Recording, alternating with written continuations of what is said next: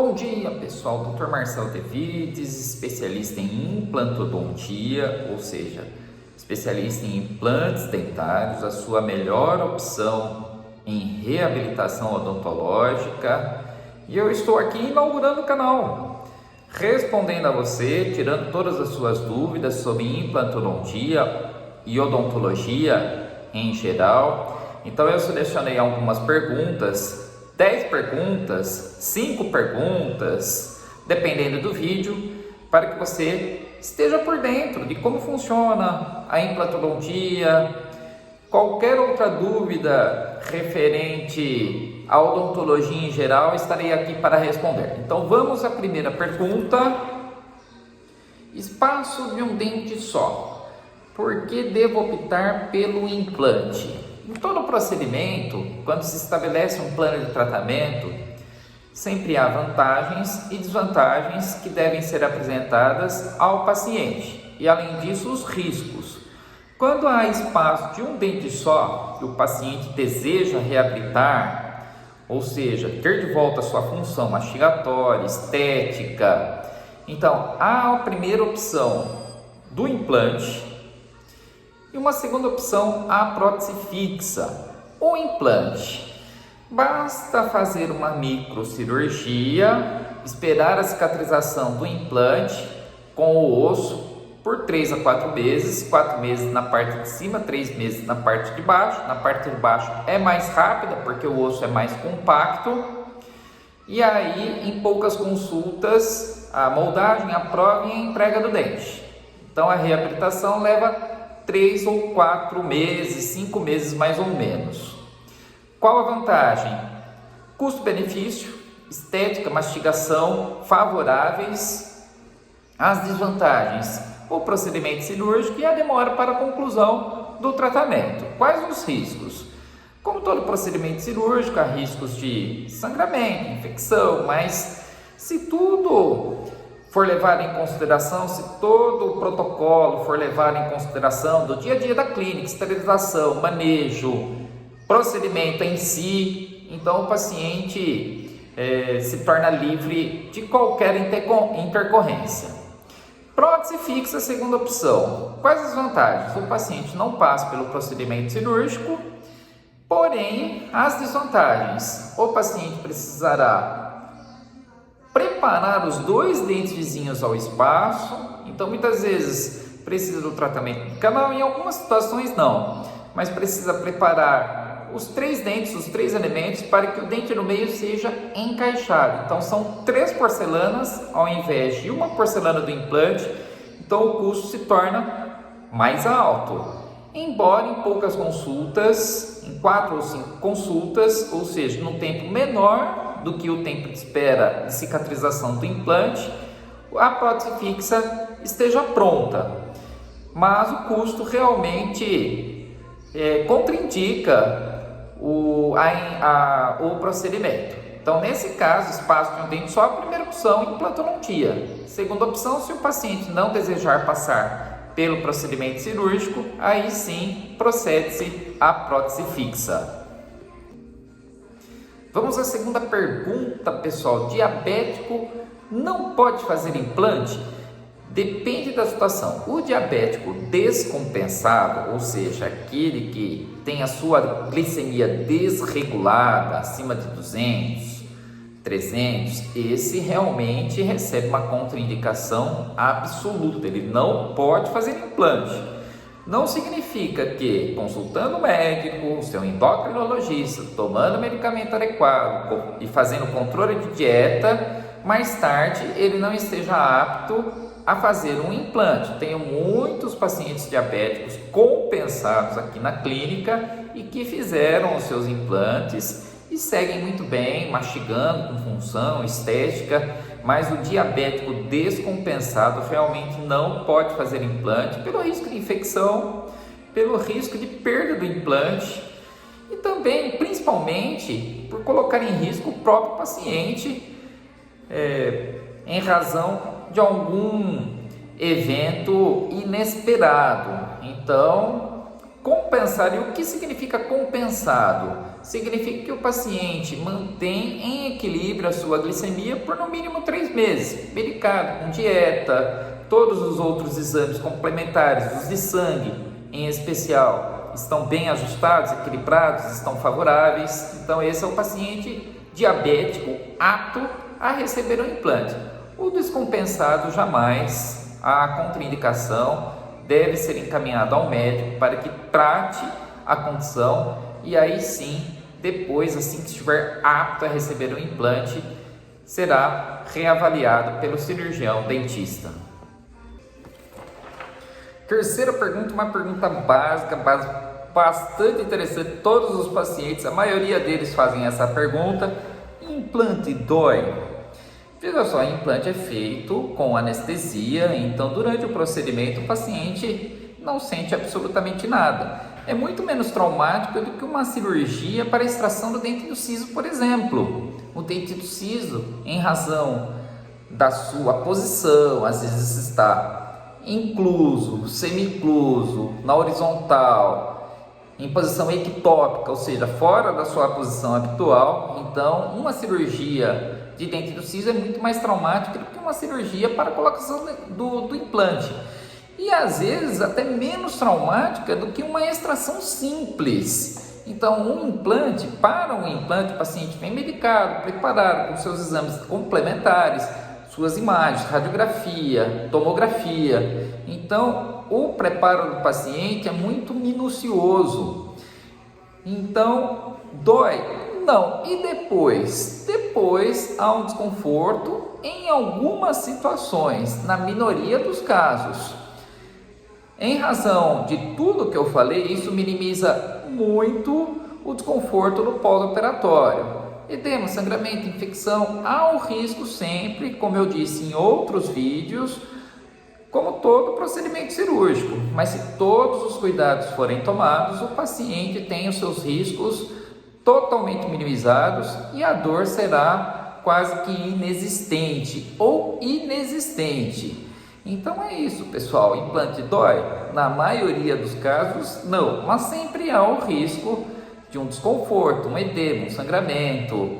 Isso acontece como em todo procedimento cirúrgico, que é também convertido, é totalmente contornado, certo, pessoal? Até a próxima. Vejam só, a quarta pergunta trata-se de um depoimento de uma paciente, uma pergunta bastante recorrente ultimamente, uma paciente com osteoporose. Tomo remédio para osteoporose e minha dentista diz que eu não posso fazer implante. O que você tem a dizer sobre isso? Realmente faz todo sentido. Eu reconheço que os pacientes sofrem com o desconforto da prótese total, machuca, solta, recorrem a adesivos para que tenha um pouco mais de retenção e conforto durante a mastigação. Então há um sofrimento, mas os pacientes que têm pouca retenção, têm pouco osso, a única solução, a única alternativa são os implantes dentários, que mesmo com o pouco osso que tenham, muitas vezes recebem a indicação. Se tem um mínimo de osso, recorrem aos enxertos antes de fazerem os implantes. Mas há os alendronatos, os remédios para osteoporose, que muitas vezes contraindicam o procedimento de uma simples extração. E eu vou dizer por quê. Os bifosfonatos, alendronatos, sejam eles remédios por via oral ou endovenosa, provocam uma ausência de nutrição do osso, uma ausência de sangue, a grosso modo, para encurtar a explicação. Se vocês imaginarem o tutano do osso, o osso é nutrido por sangue. Quem faz muito uso desses medicamentos, o tutano fica oco, o sangramento não chega, há um tamponamento dos vasos sanguíneos. Então é como se o osso ficasse oco.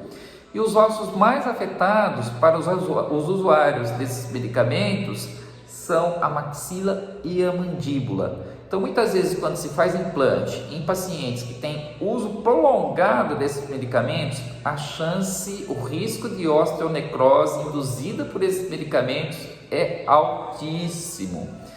Não é uma contraindicação absoluta, é uma contraindicação relativa. A literatura mostra que há muitos casos de implantes realizados em pacientes que fazem uso desses medicamentos, mas não convém pelo risco e pela complicação advinda desse procedimento, do dia a dia, um procedimento simples, um implante dentário.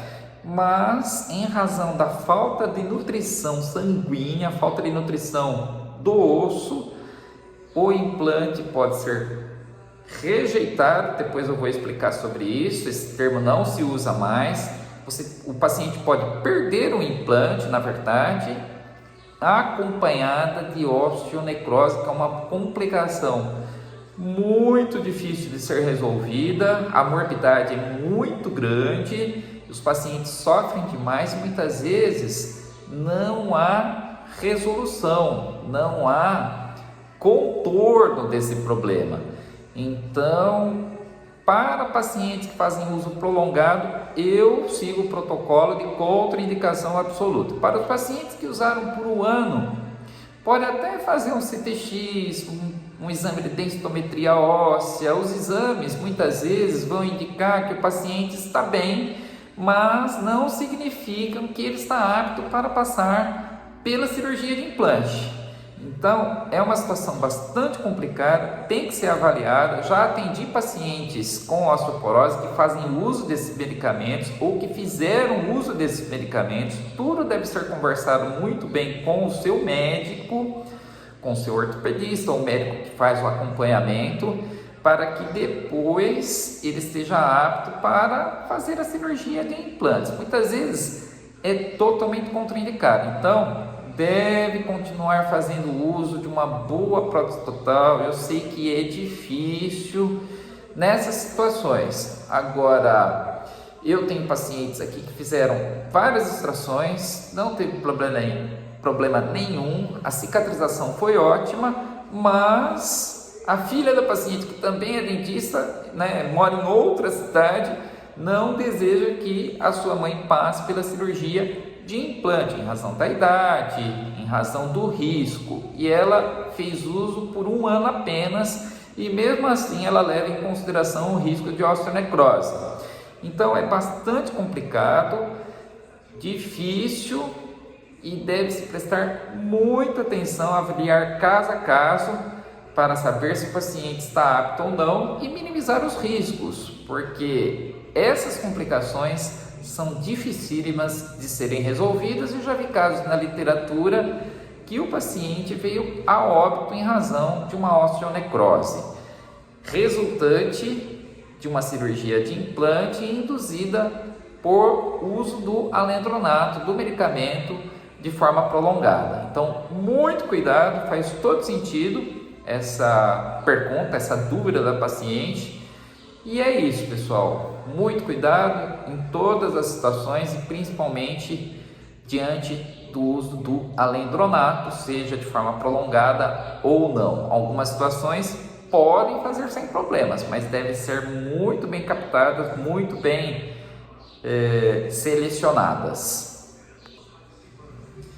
Eis uma pergunta bastante popular. Eu digo popular porque é assim que as pessoas realmente acreditam, e eu vou agora desmistificar.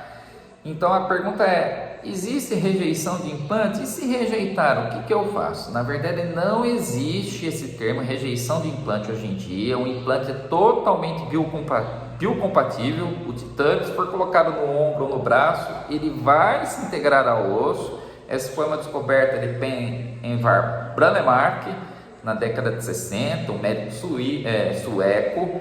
Então, não há rejeição de implante. Pode haver sim a perda do implante por algum motivo: falta de osso, falta de torque, em relação ao procedimento cirúrgico ocorreu algum probleminha, uma infecção que previamente não foi identificada, uma infecção localizada. Então, a perda de implante pode ocorrer em algumas situações específicas e na minoria dos casos. Cada 100 implantes, 4 ou 5 são perdidos por algum motivo, mas não por falta de biocompatibilidade. Então, antigamente sim, os primeiros implantes que não eram de titânio, tudo bem, mas não há rejeição, pessoal. Não existe esse termo na implantodontia, tá certo?